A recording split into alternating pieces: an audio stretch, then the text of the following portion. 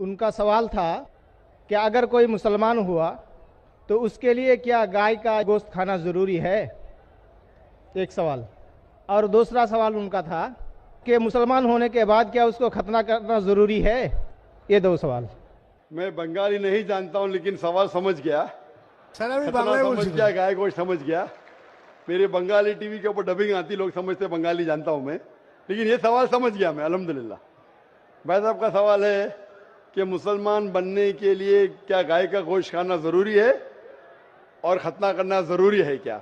ये पहला सवाल मैं जवाब दे चुका हूं कि गाय का गोश्त खाना फर्ज नहीं है। अगर आपको पसंद है तो खा सकते हैं, नहीं पसंद तो नहीं खाइए, फर्ज नहीं है। आप एक 100% अच्छे मुसलमान बन सकते शाकाहारी होने के बाद भी, फर्ज नहीं है।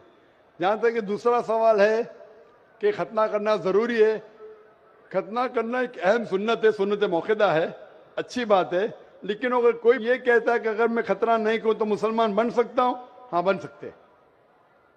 खतना करना अच्छी बात है, उससे कई फायदे हैं।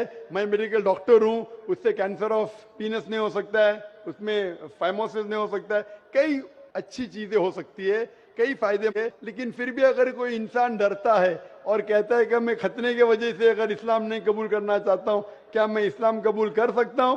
कर सकते। आप विदाउट खतना करके भी इस्लाम कबूल कर सकते, कम से कम इंशाअल्लाह शिर्क से बचेंगे। भाई साहब, क्या सर? आप क्या इस्लाम कबूल करना चाहते? सर हम सोचेंगे सर। सोचेंगे? है सर। सोचिए, और जब यकीन आ जाएगा खुदा एक के, उसके अलावा कोई माबूद नहीं, और जब यकीन आ जाएगा मोहम्मद सल्लल्लाहु अलैहि वसल्लम आखिरी पैगंबर है, तो इंशाअल्लाह आप उस इरादे को अमल में ला सकते हैं इंशाअल्लाह। अगला सवाल